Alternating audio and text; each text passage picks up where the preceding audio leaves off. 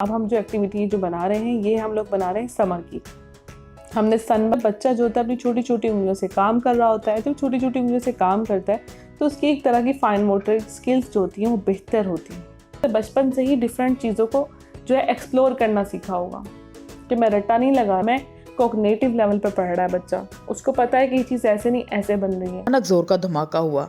शहजादे ने नजर उठाई तो सामने एक देव खड़ा कह के लगा रहा था, हो हो हो हो हो हो हो हो हो। फिक्र ना करो, मैं तुम्हें बकालू के महल में पहुंचा दूंगी। हमाला ने उसी वक्त बहुत से देवों को बुलाकर हुक्म दिया, चूहे बन जाओ।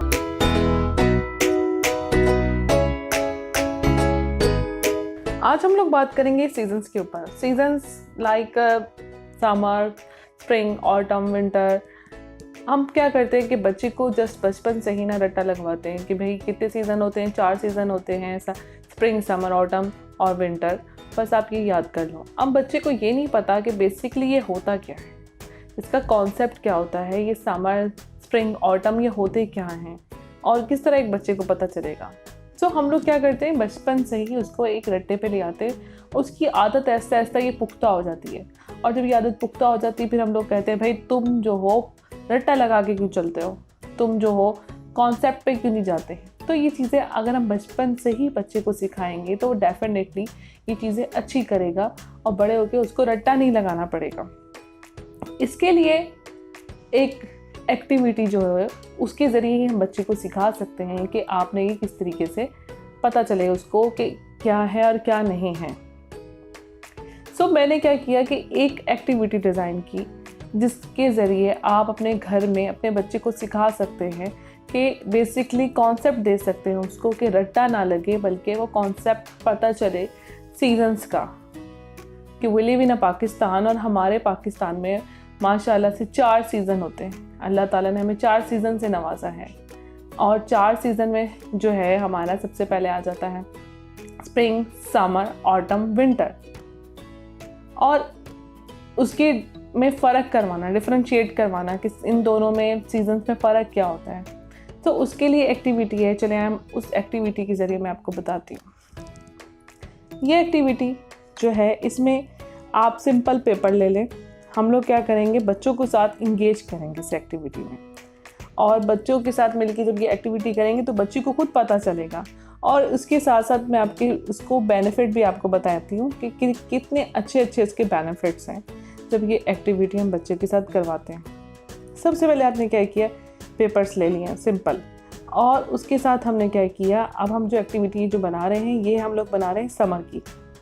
हमने सन बनाया, सन बनाकर बच्चे को कहा कि आप इसमें कलर करो और साथ साथ जो कार्ड लिया और उसको कटिंग करवा लिया। अब बच्चे से जब कटिंग करवा रहे हैं हम लोग, सीजर ली और पेपर बच्चे को कहा कि कटिंग करो, तो उसकी फाइन मोटर की भी एक्टिविटी है ये कि बच्चा जो है वो कैंची से काटना सीख रहा है। और उसके साथ फिर हमने क्या किया, जो पानी नीचे बनाया हुआ है तो उसको बताया कि बेटा ये बेसिकली क्या होता है, ये हम लोग समर बना रहे हैं। समर में सूरज गर्मी होती है और जो मौसम है वो इस तरह का हुआ होता है कि हम लोग हल्के कपड़े पहनते हैं, हम लोग को से मोटे कपड़े नहीं पहने जाते क्योंकि गर्मी होती है। और ये हम लोग साथ उसको पेस्टिंग भी कराएंगे।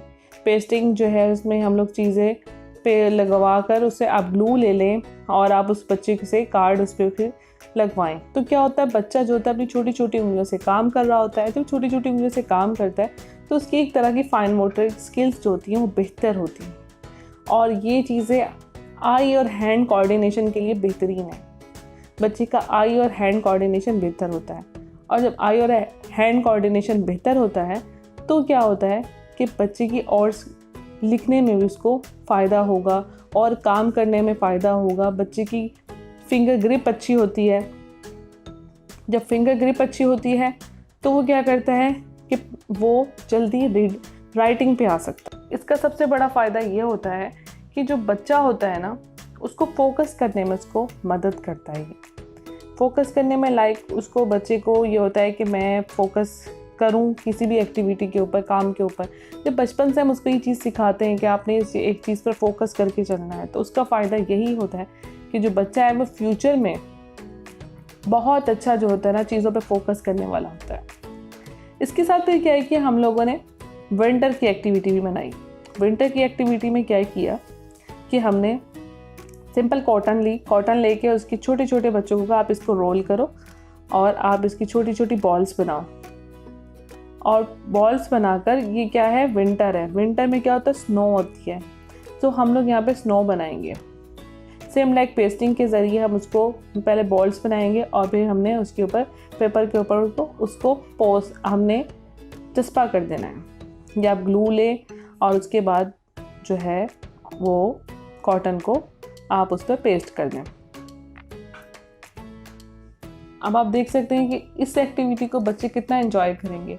ये जो होम स्कूलिंग करना चाहते हैं माँ बाप, अपने बच्चों को बचपन में चाहते हैं, अक्सर पेरेंट्स होते हैं वो कहते हैं भाई हमने फ़ौरन से पहले प्ले ग्रुप में तो अपने बच्चे को नहीं भेजना। फ़ौरन का जो पहला ग्रुप होता है वो साल अपने घर में बच्चे को तैयारी करवा लेंगे, हम डायरेक्ट उसको जो है KG 1 में करवाएंगे। अब हम लोगों ने क्या करना है, हम लोगों ने उसके लिए बच्चे को तैयार करना है। जो एक्टिविटीज़ पहले ग्रुप में प्री नर्सरी में बच्चे को करवाई जाती हैं, प्ले ग्रुप में बच्चे को करवाई जाती हैं, वो साल अगर आप उसको नहीं करवाना चाहते स्कूल में, तो जो वो एक्टिविटी स्कूल वाले करवाते हैं वो इसी तरह की एक्टिविटीज़ होती हैं। और जब इन एक्टिविटीज़ को आप खुद करते हैं अपने घर में, तो बच्चे को ये होता है कि हाँ उसने ये एक्टिविटीज़ की हैं, मेरे बच्चे का आई हैंड कोऑर्डिनेशन बहुत अच्छा है, वो चीज़ों पे फोकस करता है, तो बच्चे का रिजल्ट जो है वो बहुत अच्छा आएगा। आप उसे KG 1 में भी करवाएंगे फ़ौरन से, तो उसको ये नहीं होगा कि याद तो उसको सब कुछ होता है, ओरल तो हर बच्चा याद कर लेता है, लेकिन उसकी राइटिंग कैसी है। तो राइटिंग स्किल्स बेहतर करने के लिए इस तरह की एक्टिविटीज़ जो है वो करवाना बहुत ज़रूरी होता है। अब ये हम लोगों ने ऑटम की एक एक्टिविटी बनाई। उसके लिए क्या किया, ऑटम के लिए एक ट्री बनाया और साथ मैंने ब्रश लेके और टिश्यू, जो पेपर टिश्यू होते हैं आप वो ले लें, ब्राउन और ऑरेंज कलर ले लें, और बच्चों से कहें कि आप इसको कलर को अच्छी तरह मिक्स करो और उसके बाद आपने टिश्यू जो है उसके अंदर डिप करना है। और टिश्यू डिप करके आप उसको निकाल के उसको थोड़ा सा सुखाएं और उसके बाद हम उसकी पेस्टिंग करेंगे, उसकी बॉल्स बनाकर पत्तों की तरह। इससे क्या होता है, ये भी बच्चा जो है उसको एंजॉय कर रहा है। पहले कॉटन के ज़रिए किया, कार्ड्स के ज़रिए किया, अब टिश्यू के ज़रिए वो किस तरीके से कर रहा है, तो बच्चे को ये बड़ा हेल्प आउट करता है। बच्चा बहुत खुश होकर ये चीज़ें सीखता है और करता है और इन्जॉय करता है। और उसके साथ साथ सबसे अच्छा क्या चल रहा होता है कि आपकी खुद की अपने बच्चों के साथ एक अच्छा टाइम स्पेंड करने का आपको मौका मिलता है कि अपने बच्चे के साथ आप एक अच्छा क्वालिटी टाइम स्पेंड करें। जब आप उसके साथ क्वालिटी टाइम स्पेंड करते हैं तो उसको बहुत अच्छा लगता है। और बड़े होकर ये चीज़ें मैं आपको बिल्कुल बता रही हूँ, इसका रिज़ल्ट आपको जब मिलेगा जब आपका बच्चा बड़ा होगा। उसको ये होगा कि मेरी मदर जो है वो मेरे साथ पूरा टाइम देती थी, मेरी एजुकेशन के साथ साथ वो मेरे साथ एक्टिविटीज़ करती थी। और इन एक्टिविटीज़ के ज़रिए आप यकीन जाने, आप बच्चे को वैसे रट्टा लगाएंगे ना, सीजन्स के नाम याद करो, वो याद तो कर लेगा, मेहनत भी लगेगी, उसे कुछ पता नहीं होगा। इसके ज़रिए आप जस्ट एक टाइम स्पेंड कर रहे हैं, खुद भी इंजॉय कर रहे हैं और बच्चा भी इंजॉय कर रहा है और उसको याद भी हो जाएगा और उसके कॉन्सेप्ट भी बहुत अच्छे क्लियर होंगे। और जब बचपन से ही उसको ये आदत होगी तो फ्यूचर में क्या होगा, वो हर चीज़ में ना सबसे पहले सोचेगा, समझेगा और फिर डिसीजन लेगा। उसके अंदर रीजनिंग डेवलप होगी, उसके अंदर जो है प्रॉब्लम सॉल्विंग डेवलप होगी, क्रिएटिविटी पैदा होगी उसके अंदर कि अगर ये चीज़ ऐसे नहीं तो ऐसे हो सकती है, ऐसे नहीं तो ऐसे हो सकती है। क्यों, उसे बचपन से ही डिफरेंट चीज़ों को जो है एक्सप्लोर करना सीखा होगा कि मैं रट्टा नहीं लगा, मैं कॉग्निटिव लेवल पर पढ़ रहा है बच्चा, उसको पता है कि ये चीज़ ऐसे नहीं ऐसे बन रही है। तो उससे क्या होता है कि बच्चा जो होता है उसे बहुत फ़ायदा होगा, फ्यूचर में उसका रिजल्ट बहुत अच्छा आएगा। और आप लोग खुद देखिएगा बच्चा कितना अच्छा आपका फ्यूचर में रिजल्ट देगा, उसकी पर्सनैलिटी में वो चीज़ें नज़र आएंगी, कॉन्फिडेंस डेवलप होगा उसका। सो अपने बच्चे की जो है पर्सनैलिटी को बेहतर बनाने के लिए और ये चीज़ें करने के लिए इस तरह उसके साथ टाइम स्पेंड करना, ये चीज़ें करना बहुत ज़रूरी होता है। टीचर्स के साथ तो बच्चे करते ही हैं, लेकिन अगर हम बच्चे को आगे जंप करा रहे हैं तो हमें ये चीज़ें उसके साथ करनी पड़ेंगी। ये तो बन गया ऑटम का। उसके बाद हम लोगों ने क्या किया, हम लोगों ने स्प्रिंग का बनाना है। उसके लिए आप फिंगर्स, बच्चे को फिंगर्स के ज़रिए आपने फ्लावर बनाने हैं, और जैसे भी फ्लावर बनाएं, क्योंकि ये एक्टिविटी आप बड़े आराम से, जो आपका बच्चे की एज 3 इयर्स के बच्चे के साथ आप और 2.5 साल के बच्चे के साथ, 2.5 से 3 साल के बच्चे की उम्र के बच्चे के साथ आप ये एक्टिविटी कर सकते हैं और उसको कहें कि चलो भाई आओ ये एक्टिविटी करते हैं।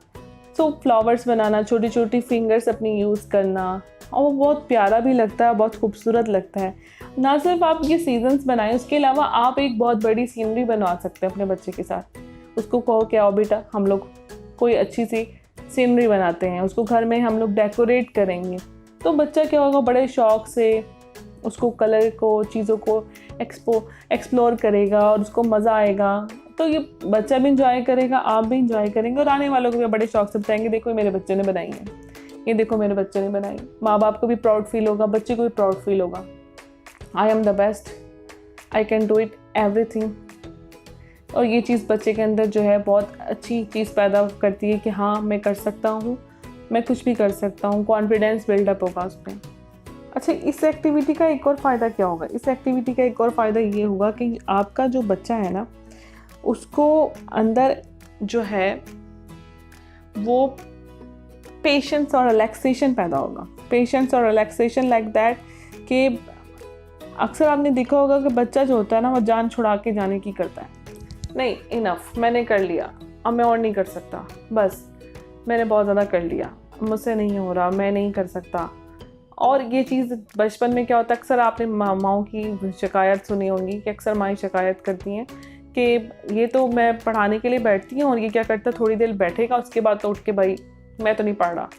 सबसे बड़ा प्रॉब्लम यही होता है कि हमारा बच्चा हमसे नहीं पढ़ता, वो क्या करता है, भाई मैं तो जा रहा हूँ, मैं तो जा रहा हूँ। तो जब हम लोग ये चीज़ उसके साथ करते हैं ना, तो बच्चे को फोकस करने की आदत पड़ती है। वो क्या करता है, फोकस भी करता है और साथ उसके अंदर पेशेंस पैदा होती है, सब्र व तहम्मुल पैदा होता है। जब सब्र व तहम्मुल पैदा होता है तो कोई भी काम करने के लिए सब्र व तहम्मुल बहुत ज़रूरी होता है, ख़ासतौर पे फ्यूचर लाइफ के लिए। जब बच्चा फ्यूचर लाइफ में आगे जाएगा और बहुत सारी जब प्रोफेशनल लाइफ जो है वो उसकी स्टार्ट होगी, तो उसमें सबसे पहली चीज़ क्या होती है, आपने फोकस करना है, आपके अंदर पेशेंस अच्छी होनी चाहिए, आपके अंदर सब्र व तहम्मुल अगर अच्छा है तो आप तरक्की कर सकते हैं। उसके साथ साथ प्रॉब्लम सॉल्विंग कितनी अच्छी है। सो इन चीज़ों के लिए हमें खुद मेहनत करनी पड़ेगी और बच्चे को बचपन से ही हमने उसको रेडी करना है। और इन चीज़ों को रेडी करने के लिए हमें एक्टिविटीज़ बहुत ज़रूरी हैं। हम ये एक्टिविटीज़ बच्चों को घर में करवाएं, बच्चों के साथ खुद भी करें और उसके कॉन्सेप्ट क्लियर करें। उसको हम लोग सिखाएं कि किस तरीके से आपने जो है चीज़ों को एक्सप्लोर करना है, आगे बढ़ना है, तो डेफिनेटली आपका बच्चा फ्यूचर में बहुत अच्छा रिजल्ट देगा। कॉन्फिडेंट कहानियाँ। प्यारे बच्चों, ये कहानी गुल बकौली की है। एक था बादशाह, उसका नाम था ज़ैनुल मुल्क। उसके 5 बेटे थे, 4 तो उसके पास ही थे मगर 5वां उससे दूर था। बादशाह ने 5वें बेटे को कभी नहीं देखा था। नजूमियों ने बादशाह से कहा था कि 5वें बेटे ताजुल मुल्क को कभी ना देखना, अगर देखा तो अंधे हो जाओगे। बादशाह डर गया, उसने ताजुल मुल्क को किसी और शहर भिजवा दिया। कई साल गुजर गए। एक दिन बादशाह शिकार खेलने जा रहा था, उधर से ताजुल मुल्क भी शिकार को निकला।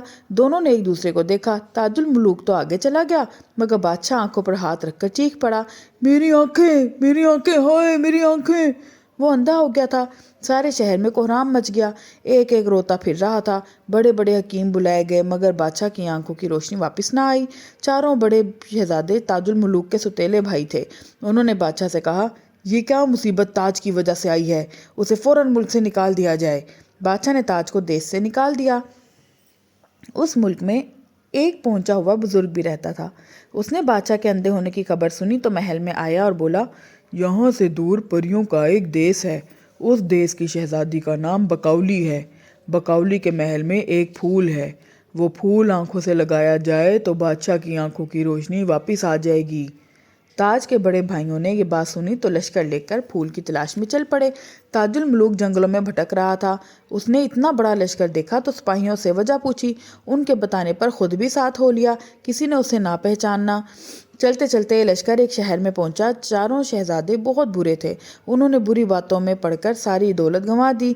रोटियों के लाले पड़े तो नौकर चाकर भी साथ छोड़ गए। ये देखकर शहजादों ने फूल का ख्याल छोड़ दिया और रोते पीटते घर की तरफ चल पड़े।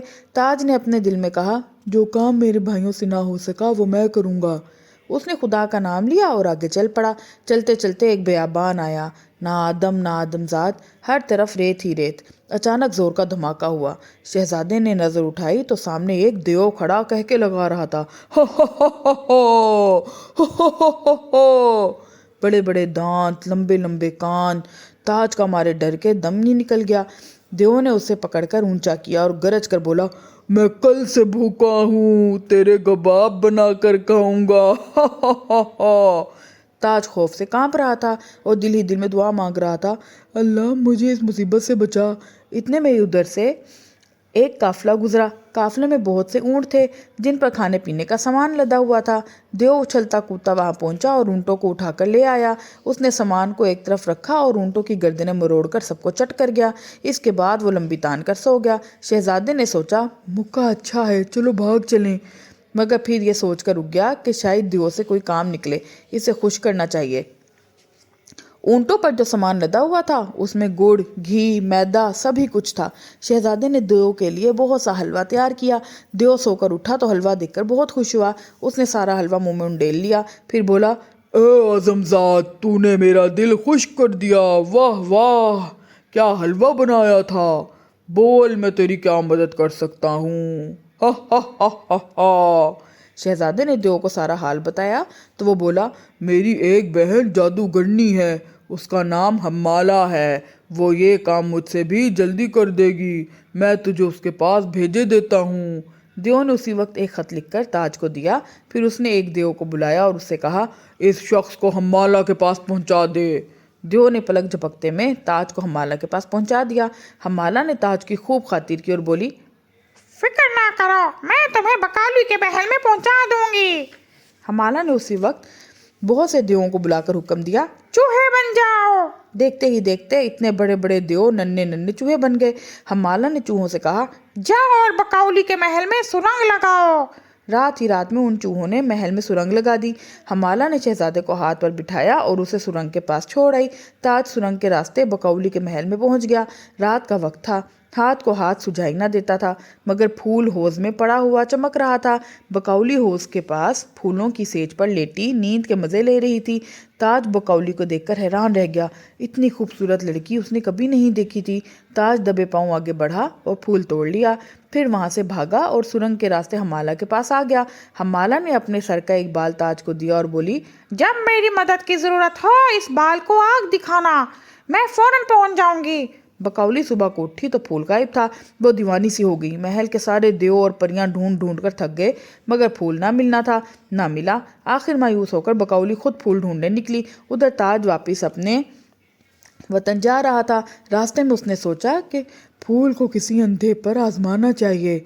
एक गांव में उसे एक बूढ़ा अंधा मिला। ताज ने फूल को अंधे की आंखों से लगाया ही था कि वो खुशी से चिल्ला उठा, अरे अरे, मुझे तो दिखाई दे रहा है। ताज के चारों भाई घर वापस जा रहे थे। वो सोच रहे थे कि बाप को क्या मुंह दिखाएंगे। सोचते सोचते उनके दिमाग में एक तरकीब आई। उन्होंने आपस में सुलह की कि कोई दूसरा फूल ले लें, बादशाह से कहेंगे कि यही गुलबकौली है। चलते चलते उन्हें फूलों की एक झाड़ मिली। उन्होंने उसमें से एक फूल तोड़ लिया और शोर मचा दिया, मिल गया, फूल मिल गया।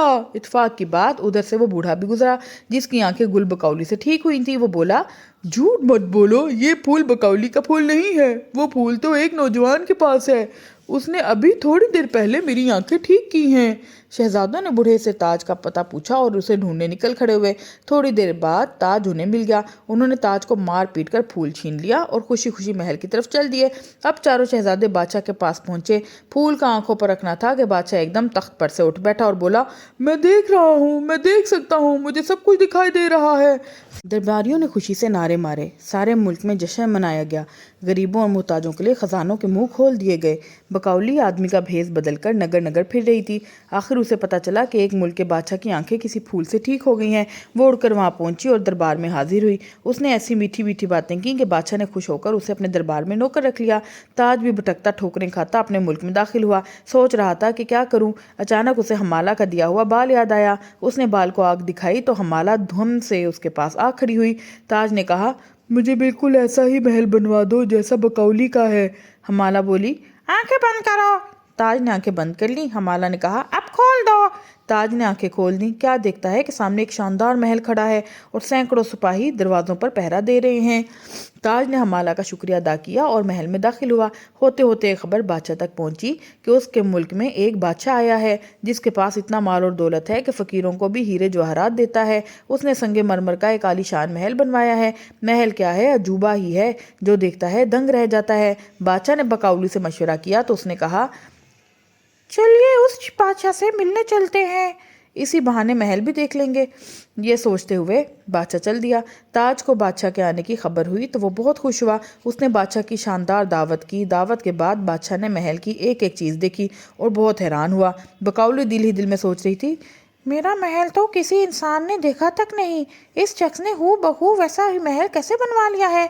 उसने सोचा, हो ना हो ये फूल का चोर ही है। इतने में एक दरबारी ने ताज को पहचान लिया और बादशाह से कहा, हुजूर, ये तो शहजादा ताजुल मुलूक है।